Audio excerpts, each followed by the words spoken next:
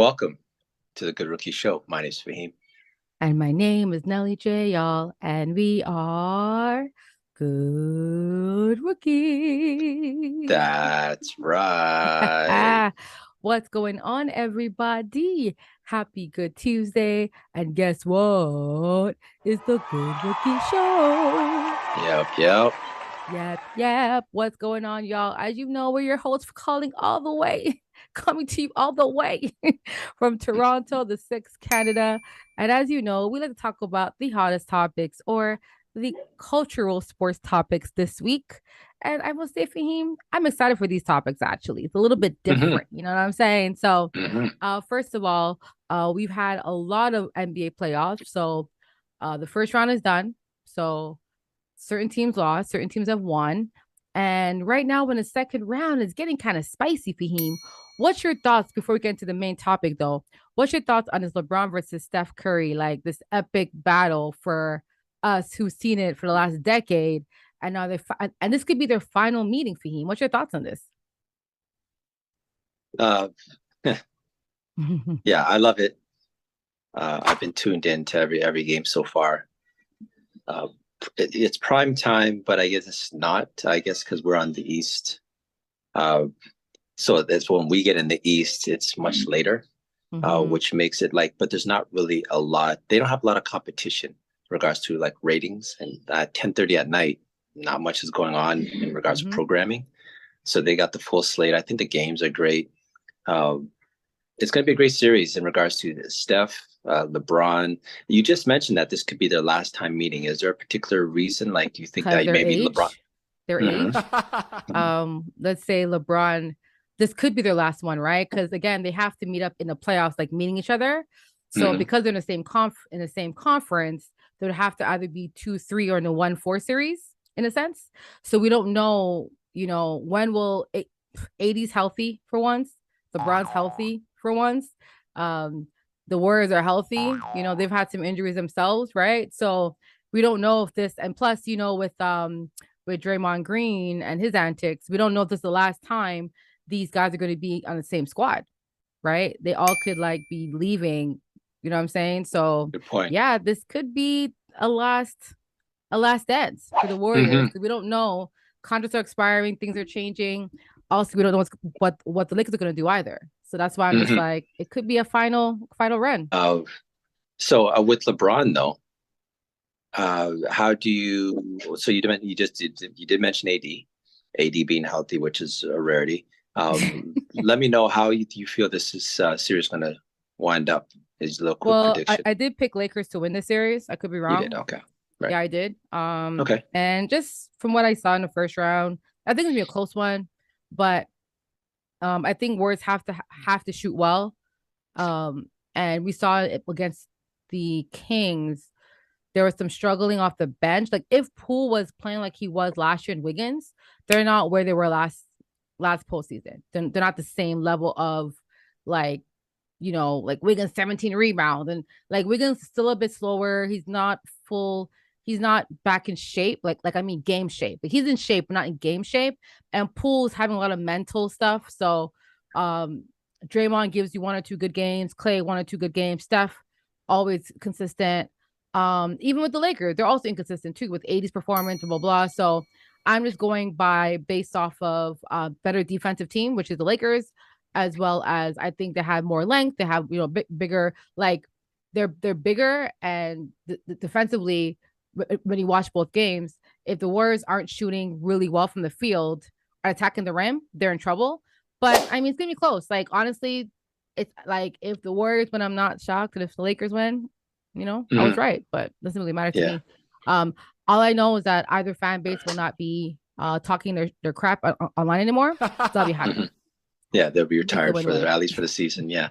I got Lakers. Like I thought Lakers just with AD.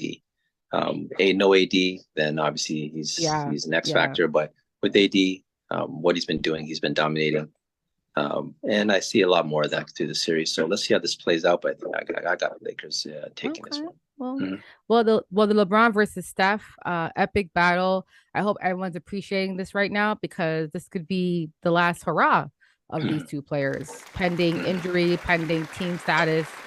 We don't know what's going to happen to the Warriors next year or Lakers. So, but this epic battle is kind of one-sided. Steph does have LeBron's number.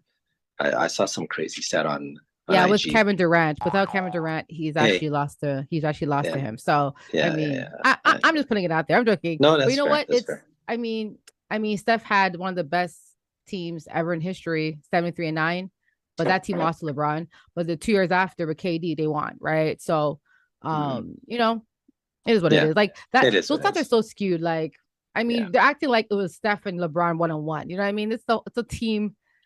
Like the playoffs is truly a team thing. Like, wow. Like, you know what I'm saying? Really, because Embiid is the best player in the court, but his team could lose to Boston because Boston has a better team.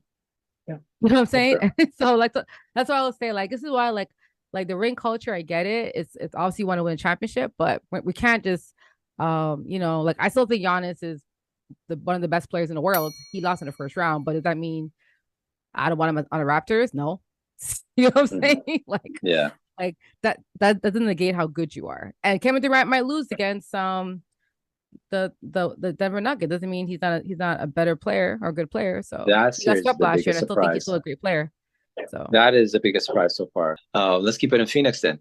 So their owner, he is pretty much has a pretty creative business model that they're trying to do, which is, we know with the TV deal with the NBA, he's going a little bit different. He's actually looking to make his team accessible to, I guess, people in the Arizona area through local channels.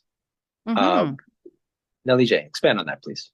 Yeah, so Suns owner Mat Ishbia. If I butcher your last name, I'm sorry, Matt. I'm sorry. But yeah, so the Suns games will no longer be on cable. Wow. Which is great. And plans to make it free to watch over the air on all local channels. So direct to consumer streaming services. So he was quoted saying, "We're not focusing on money, we're focusing on winning, success, and taking care of fans, taking care of the community." I think it's a big move. I think it's great. Huge. And big up to this is from my mixtapes on IG. Big up to them for giving us this story and everything. Like, big up to those guys. But yeah, like, wow, not even Raptor games are accessible for free. Like, you have to, it's all on TSN or Sportsnet. And if you don't have those packages, you can't watch the games. Right. So, because Bell and Rogers only sell them through packages, right? So it just shows you that, like, as an owner, he's like, I want the fans to support it. And honestly, I think every local sports major league team should be accessible. You know what I'm saying? On all local channels. Like I understand, but again, I get it, right? The NBA is making money because they're buying it. They're paying for the rights. But in Canada, we're in a worse situation because Sportsnet, Bell Media, Rogers, like, they kind of own both those channels. So it's like they're making money off the Raptors games, right?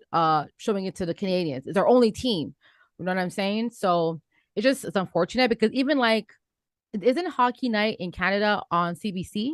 Even they have some like local hockey games for local fans. But in Canada, like, basketball is like, you have to purchase to watch it. So I think it's a big move. I think it's great. And I think it's for the community, right? How do you get more fans in tune to watch your games, Faheem? Maybe make it free for them to watch it.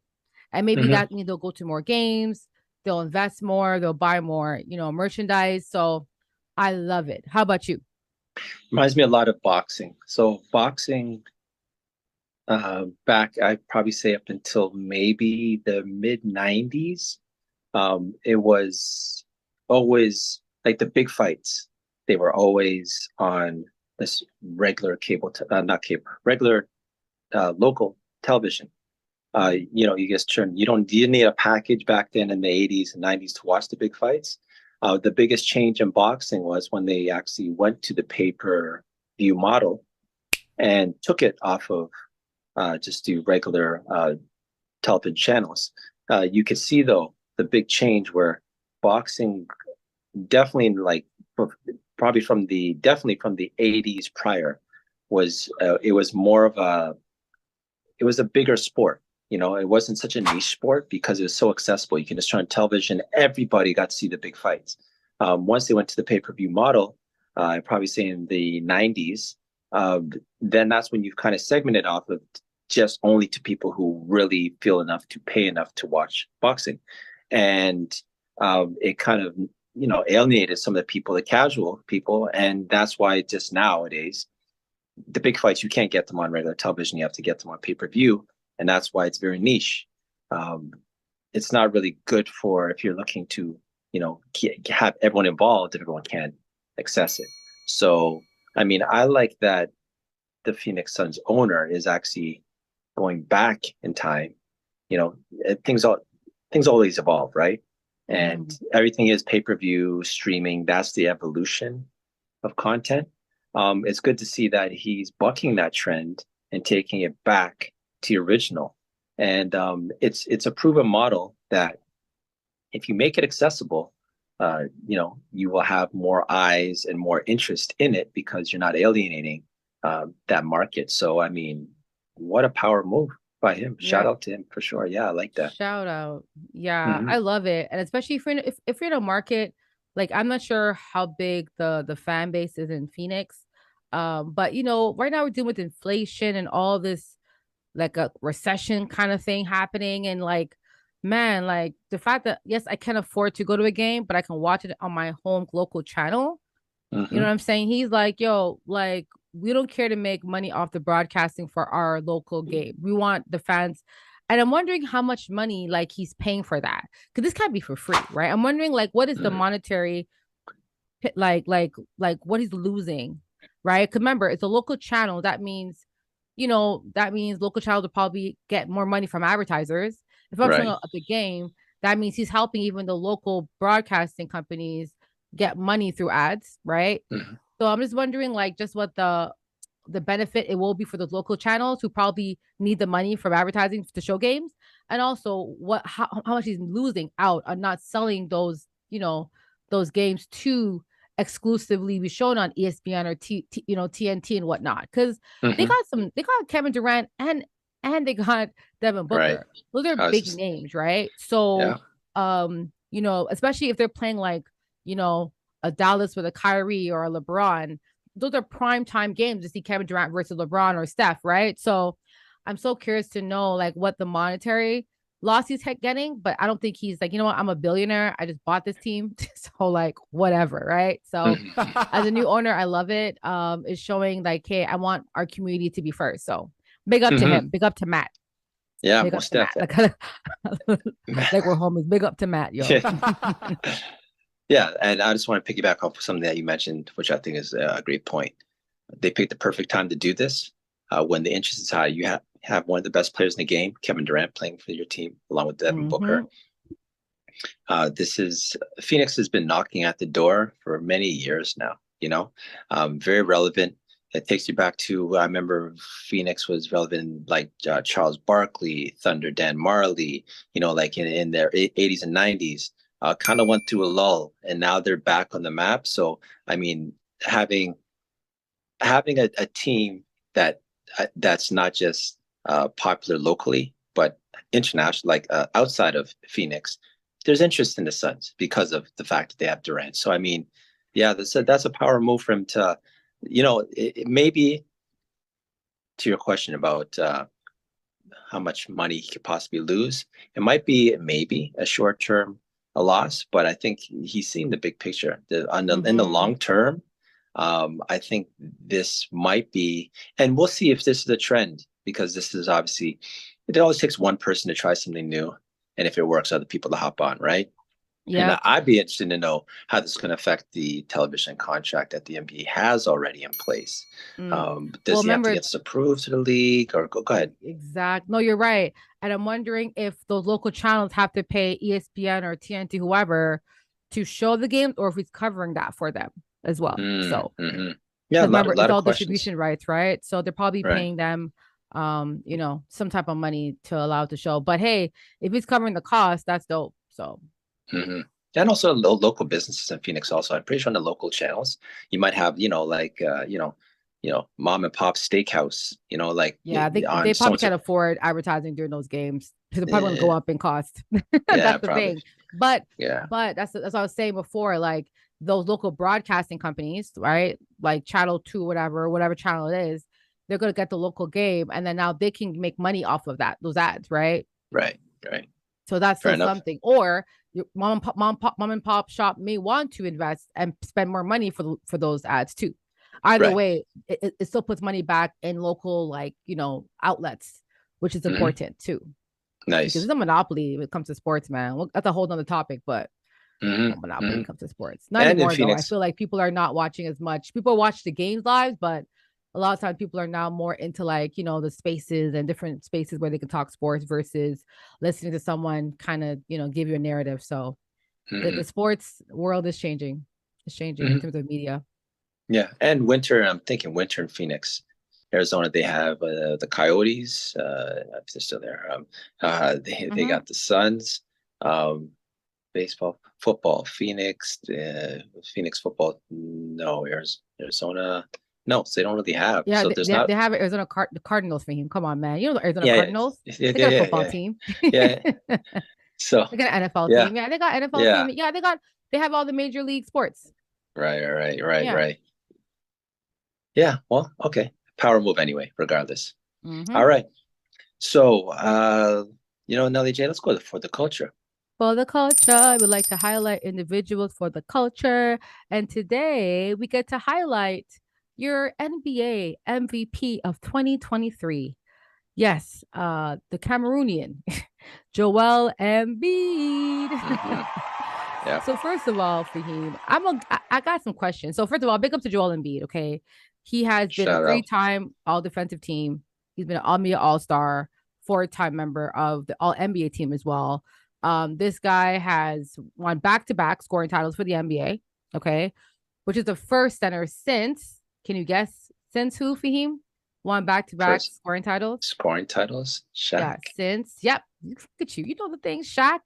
And he's also the first setter since blank to average over 30 points per game. I'll give you, he played in 1982.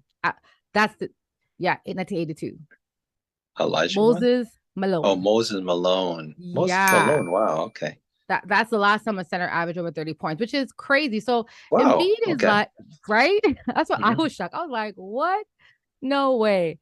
So he's our 2023 most valuable player of the league. I was really good watching the ceremony. His son ran up to him. Embiid's a very emotional guy. Remember he cried in His the tunnel? his son? He has a You say son. his Yes, he's a son. Well, it's So funny. Before you continue on, NBA players normally, like we know when NBA players have kids, like mhm. for instance, Jason Tatum and Deuce, or you know what I'm saying?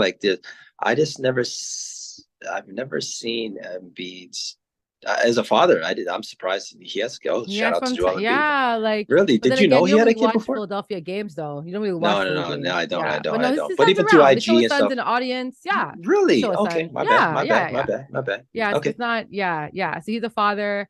And so the reason why he's for the culture, y'all, not only did he, the third African born player to beat MVP, he actually does a lot of really good initiatives. So for those who know, his brother Arthur had a tragic, he passed, right? In 2014, and he was only 13 years old. He was struck by a truck walking home from school in Cameroon.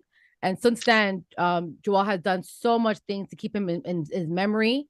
All right. So he does a lot of charity work in honor of his brother Arthur. And not only that, he named his son Arthur as well. And his son was born in 2020. So Hmm. September. So he'll be turning 3 this year. So Nice. he dedicated Arthur Embiid Athletics Court at the Northeast Frankfurt Boys and Girls Club in Philadelphia, and he launched the Arthur Embiid and Angels Foundation to assist at-risk youth in Cameroon as well. Right. So this is really cool because in memory of his brother, he's done over $1 million in grants to help Philadelphia area nonprofits, and he really does support a lot of communities back home and here. So is this? I think it's like cool. I think people always want to like talk about Embiid on court, but I think it's cool for us to talk about what he does off the court as well, because I think that is also as important. Because he's making so much memory. So one thing he did say is that Philadelphia has been a place where where many of my dreams were able to come true, and I wanted to do my part to bring that to others. So I just want to pick up Embiid for not only winning MVP, but also matching that type of energy off the court. So, Faheem, what's your thoughts on his not only his Arthur Embiid Athletics Court, but also his Arthur Embiid and Angels Foundation, which helps our youth in Cameroon?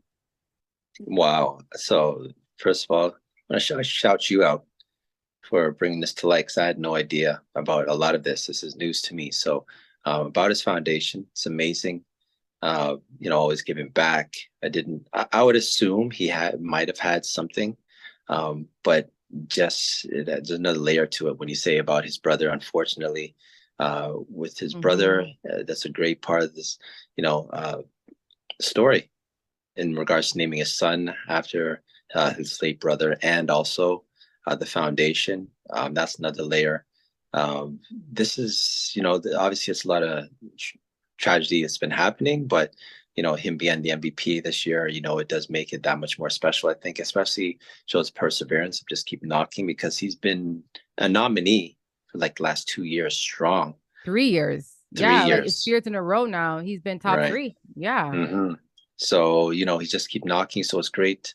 He persevered, just continued working, keep doing it. And no one has any problem with him being the MVP this year. So, yeah, I mean, guys, like Faheem, he's since 1982 had the center average 30 points. Like, come on, man. That's ridiculous. Like, yeah, that's like 40 years ago. Like, come on, y'all. That is historic what he did this past, and he did back-to-back years. So yeah, that's historic for him to. And he did it. He's done it with the team that drafted him also. And keep in mind, which is very rare. When they drafted him, he was injured when he was drafted. So they had to wait. Was it a season? I remember he was out for quite a while. So Faheem, there's a question for you. Do you know what his nickname was? Well, first of all, he nicknamed him. First of all, Embiid nicknamed himself, as everyone probably not surprised. But did you forget what he called himself as his nickname? Joel. No, I just know him as Joel the Troll Embiid. That's all. That's oh man, such a Raptor fan. No. So remember, you talked about when he was, drafted, he was hurt. So remember when the Sam Heineke trust the process? So he named himself the process. That was his own nickname. Right. No one called him that. I've never heard anyone call him that, but just for those who forgot, yes, his own nickname was the process. But it was kind of something to your point. But I do want to also shout out to Embiid is also an Under Armour guy as well. Remember we talked about the Under Armour with Steph Curry. With Steph, right? Yeah. So last October in 2022, they launched the In Memory of Arthur Community Initiative, and that initiative was supported with Under Armour, and they pledged $1 million to Philadelphia nonprofit organizations, and that money actually went to Philadelphia Youth Basketball League, New Options, More Opportunities, so NOMO, Youth Empowerment and Advancement Hangout. So Philly, Boys and Girls Club Philadelphia, and Rhymes and Reason. So that's an award-winning literacy program that uses popular music to enhance vocabulary. So and improve, of course, reading skills in kids. So that money went towards those organizations through grants. And so, yes, he was an MVP this year, but that was launched last year in October for this, for the following year. So he's been an MVP off the court too. So big up to Arthur, his son, big up to his brother. But Faheem, any final words for Joel Embiid's initiatives? Oh, wow. One, I must say, so I like Joel Embiid. Being a Raptors fan, I like Joel Embiid, but there is a line where that like ends. But hearing this, and so I like that you brought this to the forefront and made him for the culture. There's basketball, and then there's players outside of ball, and on the court, I'm still a fan of Joel Embiid as long as he's not playing the Raptors. But hearing, no one really talks about, what he's done outside the court and his humanitarianism that he has. So, I mean, there's another layer to him that makes me respect him even more. So, shout out to Joel Embiid, most definitely. No, I love that. And I'm in agreement with you. Like when Joel plays the Raptors, yes, we're not cool. But after the game is done, then yeah, I'm cool. Like, I'm a basketball fan first, right? I'm a Raptor fan, but I'm a basketball fan first, meaning that I can appreciate, someone that has a skill set that Joel has. And Joel Embiid is so unique in terms of what he can and do on the court in terms of perimeter dribble. Like he's such a skilled player. I wish he didn't flop sometimes, Joel. But I think sometimes as fans, we forget these players are humans. They have feelings. They go through things. They have tragic like all of us do in our lives. And I think sometimes, but for the culture, I like bringing to light some of the players that people might find, annoying, but it's also good to talk about what they're doing in their communities. And I really admire because I'm a big everyone knows me. I love my brothers, my sister, like that's my lifeline. So I can only imagine what he went through and to keep his brother alive with all the great things he's doing for children in Cameroon, in Philadelphia. I just think it's a great way to honor your loved one. So I really Mm-hmm. admire Embiid for doing this. And I really want to Mm-hmm. shout out Liberty Ballers.com because they're the ones that wrote this article about him. And Sean Kennedy was the one who wrote the article. So big up to them Yep. at Philly's Fast Break because, without him writing this, I wouldn't have known or you wouldn't have known. And now no one else We would have wouldn't have known. So known. just No, exactly. big up to Sean Kennedy and LibertyBallers.com for really talking about this because as as Raptor fans, it's good for us to know this, but also as basketball fans, NBA fans, it's good to know that Embiid is really dedicated to his community. So, Mm-hmm. and God bless his children, his son Arthur. I love the fact that his name is the same as his brother, so that's really sweet. I had no That's clue about awesome. that either. Yeah, That's awesome. Amazing. yeah. All right. Nelly J, let's close it out with our last segment. That's absurd. That's absurd. Speaking, bro, what was absurd this week? What was absurd? Ah. It would seem that, first of all, we're going to start that's absurd with a shout out. Shout out to Toronto Maple Leafs advancing to the second round of the NHL playoffs, the first time in almost 20 years. Yeah, So, 17 years to be exact. okay, shout out to the Toronto Maple Leafs. Well, sorry, my bad. You're right. 19 years, right? Or was it 19, I 19? thought it was 19. I think you're right. I Well, it was think it's two. 19. They went 2004. Yeah, 19. My I bad. think we're talking 19. 17 No years is the problem. Kings. I'm mixing up these sport teams. The Kings was 17 years, and Toronto like really believes in 19. All right. So, I would shout out, but uh, the absurdity is the Florida Panthers, the team that they're meeting in the second round of the NHL playoffs, apparently have put some kind of sanction, is it, or not banned but Toronto Maple Leafs fans are being held back from purchasing tickets to home games for the Florida Panthers Toronto Maple Leafs matchup in Florida. Yep. Absurd.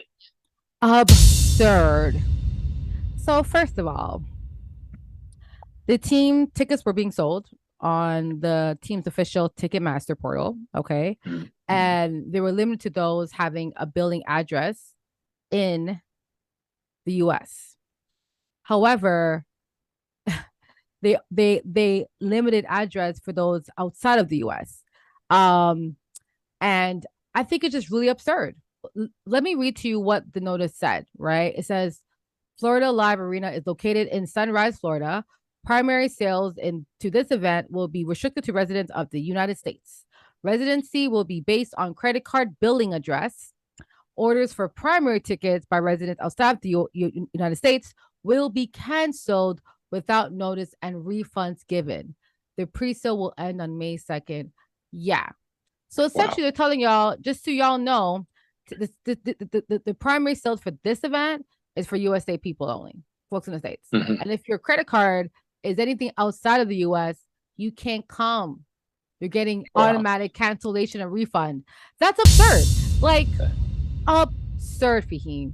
Like, okay, limit tickets, but saying, yeah, you won't, like, we're going to cancel your tickets if you buy is crazy to me. Crazy. Also, think of all the expats, like the people from, what's it called? Snowbirds, people who, for the winter, go down to Florida and, come back to Toronto after. Think of all those people and I think that's probably the reason why they're doing that, because they realize that Florida does have a lot of people who are there for the winter. But I just think it's absurd to find that way to block out fans, which makes me, that's almost it almost is a sign of of insecurity. Insecurity, of course. Yeah, I think they're very insecure that they might be having a situation much like, say, the Toronto Raptors when they go to Detroit Pistons and have opposing team's fan base in your house being louder and taking over the arena. I think they're insecure, like you mentioned, fear that might happen at a Florida Panthers game, which I think it's absurd. Well, I mean, it's Florida Panthers. How many fans do they have compared? Toronto Maple Leafs had the largest fan base in the NHL, number one. Number two, there's the loophole, y'all. If you buy your tickets off of StubHub or any other third party where people are reselling it, you can buy it with your Canadian credit card and they can't stop you. It's only for the Ticketmaster of Florida Panther site that's hating on us. But it's okay. But what sucks for him, what's even worse, the Maple Leafs lost at home the last two games. So not only did they block us from buying tickets to go to games in Florida, we lost in our own home arena, which is kind of embarrassing. So Maple Leafs, y'all better win over the weekend, eh? Y'all better win. When this drops, I'm hoping it'll be 2-2 when this drops. All right? All right, so I'm telling you. So who do you have in the series? Do you have Toronto advancing over the Florida Panthers on the way out? Of course. Yes. Okay. Toronto needs to win. First of all, they beat the Bruins, which had the best, I think, points ever in NHL history. So the Panthers need respect, but I feel like our team, the Leafs, throughout the playoffs, they've been playing very on their heels. It takes them a while to score. It's so annoying to get a goal. So they got to come out hungry and not get comfortable, punish teams. Like there was too many overtime games for him in that first round. So right now, Florida is playing with more urgency and we're not. We're getting shots at the goalie, but it's not going in. So we just got to be a lot more. I don't know what it is. I play better defense too. Nelly J, didn't the Leafs beat Tampa Bay? Yeah. Okay. I thought you said the Bruins. That's what I was. No, I'm saying the Panthers beat the Bruins. The Florida Panthers. Okay. Their first round, they beat the Bruins. And I'm saying that was the best team this year in the NHL and the best, and they had the highest points ever in NHL history. So I'm saying the same team we're playing now beat the best team this year.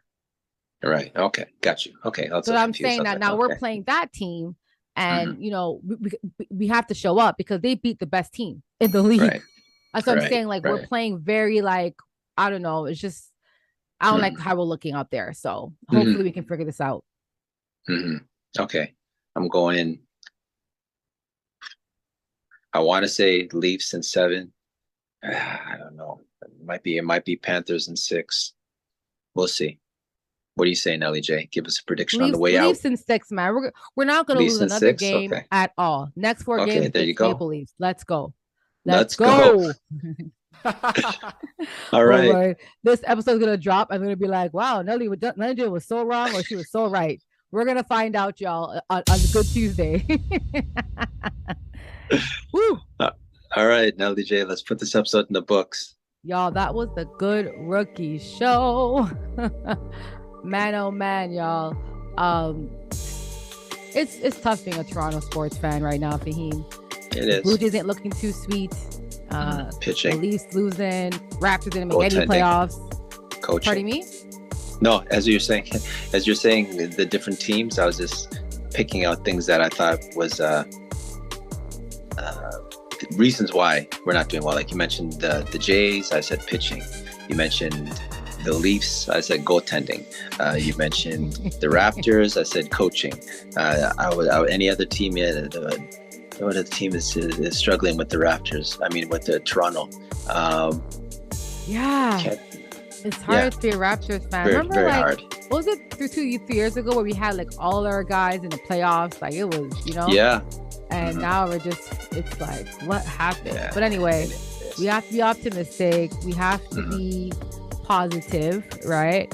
So that's all we can do for now. So my shout out this week, Faheem, is gonna go to Play VS founder Delane Parnell. For those who don't know, okay, he was the CEO of a startup company that is now worth $400 million. Black brother, and he's a leading amateur esports platform in North America. That's what Play VS is. Backed by Nas, Diddy, Adidas, LA Dodgers, and 49ers, announced that its founder and CEO, Delane Parnell, had decided to step down from the $400 million business that he built in only 5 years to pursue another venture. Delane remains a notable stakeholder and board director and will work as a senior advisor during the transition period. So big up to Delane Parnell. When I saw this story on Shade Room, I was like, what? This guy looks like a young ting for him. And I'm like, this man started up a company backed by Nas, Diddy, Adidas, LA Dodgers, the founder, CEO, and now he's gonna start up another venture, but still being a board and director. Like, I just love seeing brothers doing amazing things. You know, he did comment on Shade Room and he said, "Proud of our wins. I learned from our losses. There's still more work to do, but we built something special. All glory to God." So big up to Delane Parnell, man. Big up to him. Big up. You know what I'm saying? Shoot. I'm excited to see wherever he goes next. Okay, I got my shout out real quick. It's going to be Rashad Bilal and Troy Mullins, the founders of Earn Your Leisure. They're a black-owned financial platform. They're having what's called InvestFest, and they have headlining the InvestFest, which is going to be, I think, the largest global financial summit. And their headliner is going to be Diddy. They got Diddy to headline their summit this year. And I think it's Robert Smith, but another black billionaire, the richest black billionaire in the United States also. So since we're on that tip, I want to shout out InvestFest and Earn Your Leisure and the moves that they're making in regards to that financial literacy in the United States. Proper. Pick up. That's cool. That's dope, man. Cool. Yeah, man.